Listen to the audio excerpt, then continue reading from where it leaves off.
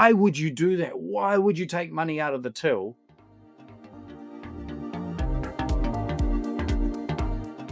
Our greatest tool for leading well is our communication.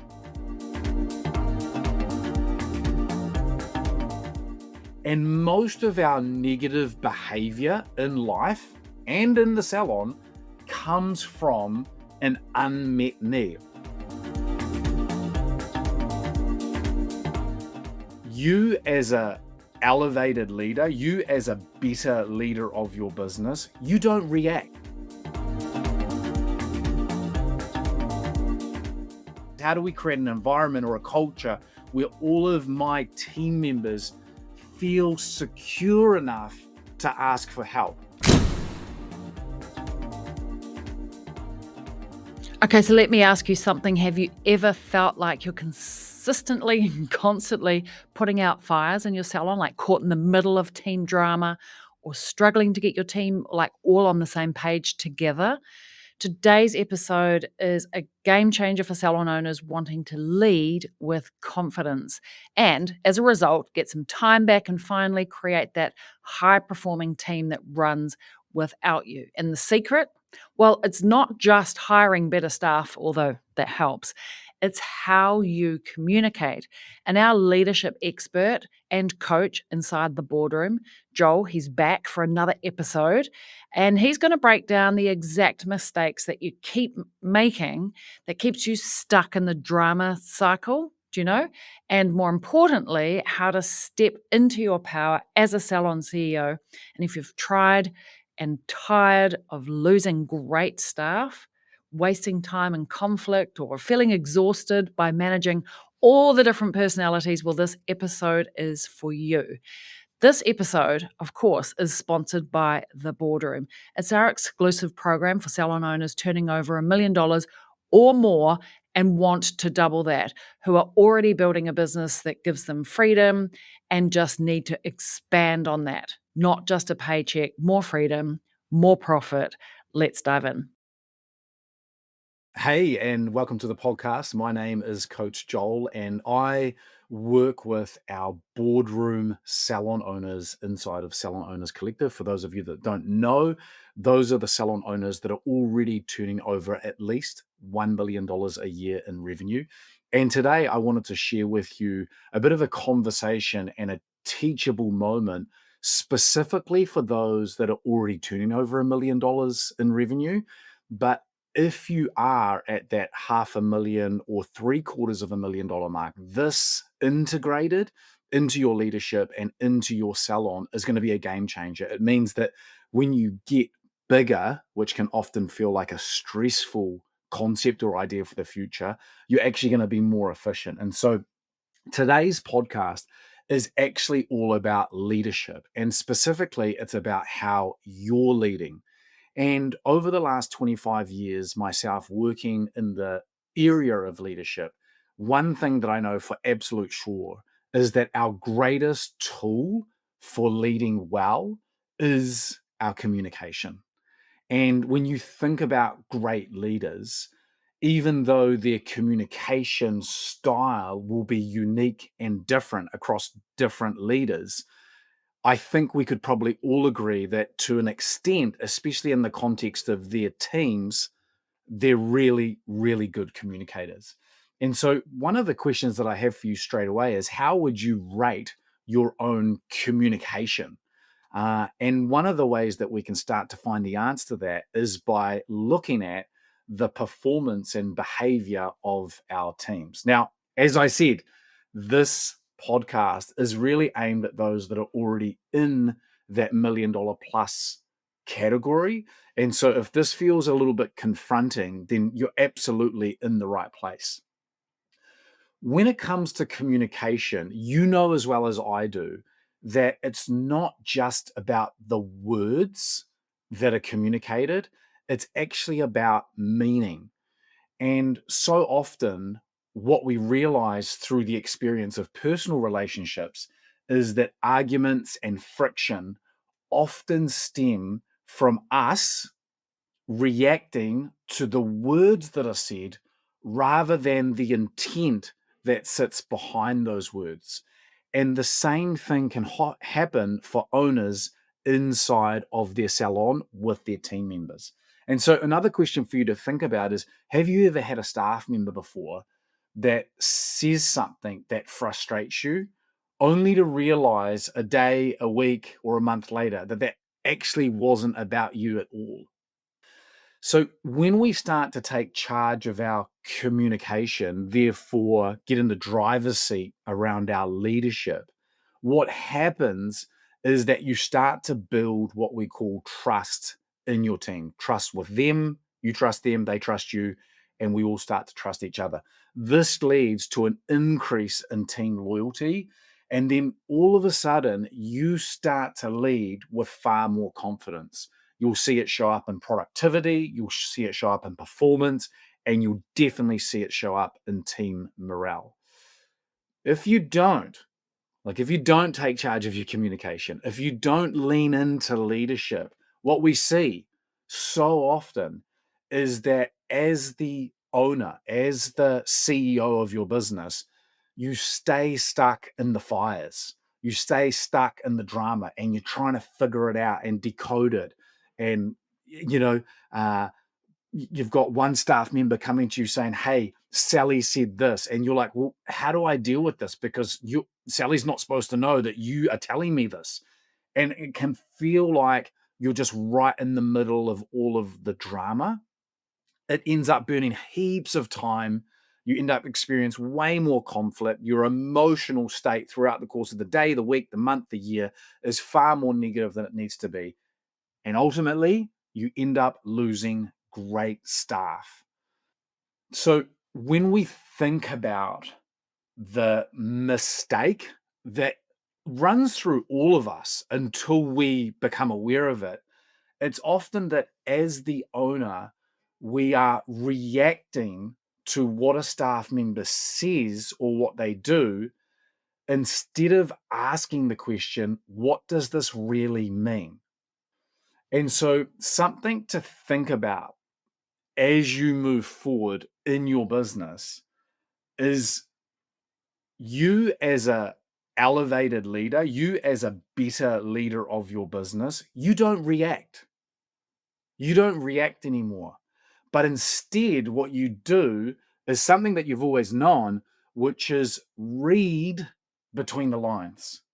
That is the skill of great leadership. And it's one of the things that's stopping your business from growing to an efficient, sustainable future where you experience more freedom and more profit.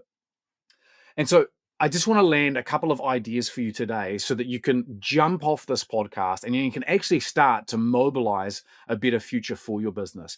So the first idea that I want to share with you is that instead of reacting, we want to read between the lines. That's kind of like the overarching idea. So typically human beings, we're going about our day, we've got a to-do list, we've got a calendar, we've got a schedule, and we're focused on what we're doing. And when someone brings us communication, a staff member communicates with you, and it's of a negative nature, it's very, very easy for us as human beings to react because they're knocking us off our course of action. We already had a plan for the day. It was supposed to be a great day. And all of a sudden now, I'm in reactive mode trying to deal with what you've said instead of doing what great leaders do, which is read between the lines. So when a staff member complains or criticizes or acts out, permission to pause and not react. That's the skill, right? Is to not react straight away. It's to pause.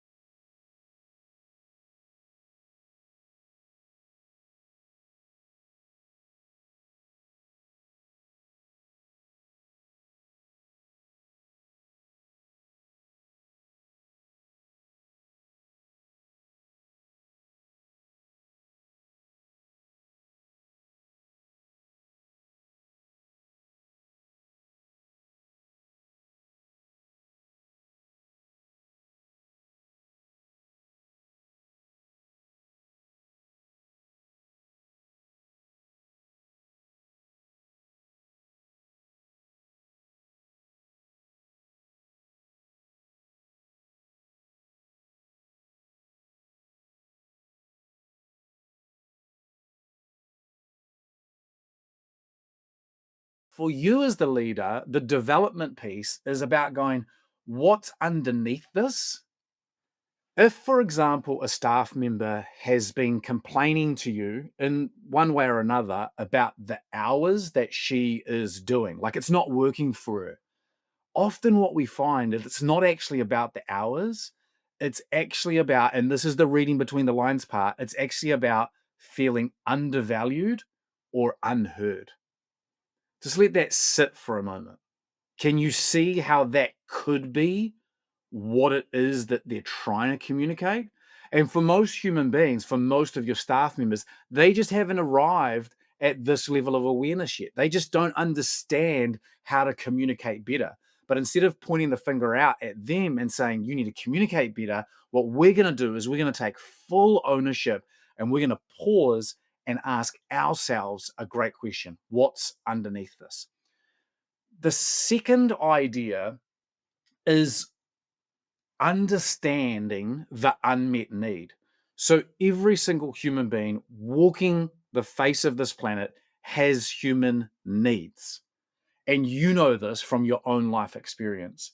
And most of our negative behavior in life and in the salon comes from an unmet need. I don't have enough significance. I'm not growing enough.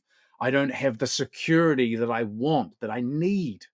Now, human beings often don't have the level of awareness to articulate this to you. Again, we're not going to point the finger out. We're going to take full responsibility and we're going to start to figure out, well, how do I then deal with a staff member that has an unmet need? But before we go there, let's just all acknowledge you have team members that have needs, and some of those needs are unmet. Yeah. And so, our job in terms of elevating your team's performance, elevating your team's loyalty and trust is actually about answering that question. How could we, as owners, meet their unmet need?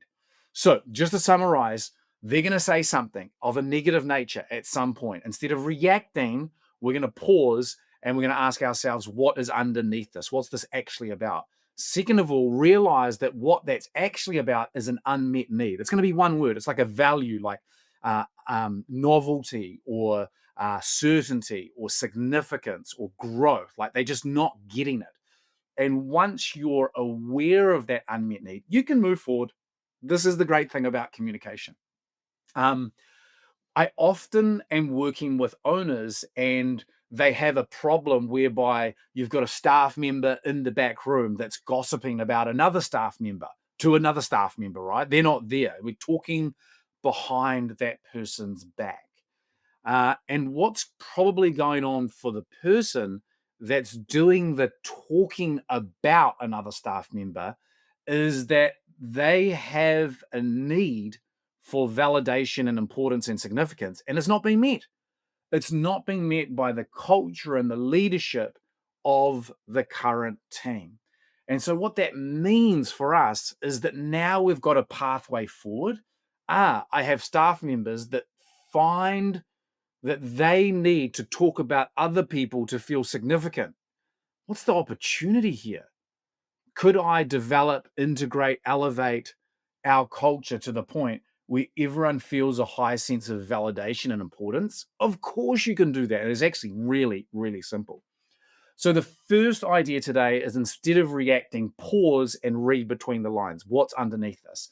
The second idea is that we've got to understand that what that's really about deep down is that many of your team members, just like you, have an unmet need. And that is not the problem, it's the opportunity.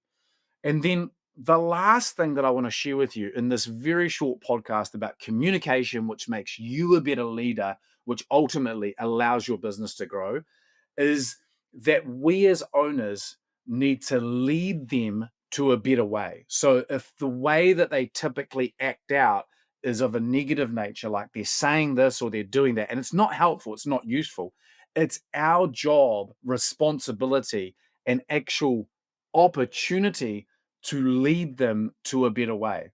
So how this plays out is instead of calling out their bad behavior and making them feel judged, not good enough, prompting them to be on the defensive and create separation between you. What we want to do is, with our communication skills, is coach them towards a solution. So this doesn't happen very often, but I'm just going to use a very extreme example that allows you to go, well, that's not us, so you feel better about it. But let's just say you have a team member that steals from the salon till, the cash register. And immediately we react and go, well, that's dishonest, and we can't have dishonest people here, so she's out. What that's really about is there's a sense of desperation probably going on for this person. And what we need to possibly do, if we still want to work with this person, and I'm not saying you shouldn't, you know, uh, respond in a way that's congruent with HR policies. I'm not saying that at all. But if it's about desperation, the opportunity for us is, how do we create an environment or a culture where all of my team members feel secure enough to ask for help? Yeah. So there's no right or wrong, but the opportunity that exists for us as leaders is to, once we recognize that the communication's just communication, that there's a meaning that's between the lines, once we realize that that's actually about an unmet need, and once we're able to identify that instead of it being about this dishonesty piece, it's actually about, I'm desperate over here, we can actually use that to coach, to lead them to a better way forward. So, as we wrap up this podcast today, I want to encourage you over the next week, when you're working with team members that are occurring to you or communicating in a negative context or light, is to take a deep breath, number one, and to ask, what does this really mean? What is this really about? And the second thing is to reframe the conversation. So, what do you need right now, Sally, if you're having a conversation with that staff member? And then last, but certainly not least, is you got to lead with a sense of curiosity. Instead of saying, why would you do that? Why would you take money out of the till? The better question is, tell me what's going on for you. All right, team. I hope this has been useful. I hope this has been helpful. If nothing else, sometimes listening back to some of the internal conversations that you've been having through a podcast like our Salon Owners Collective podcast can remind us of our power, can remind us of just how capable we are of elevating and growing our team into the team that we once dreamed of. And so this week, with every staff member that frustrates you, ask yourself, what is this really about?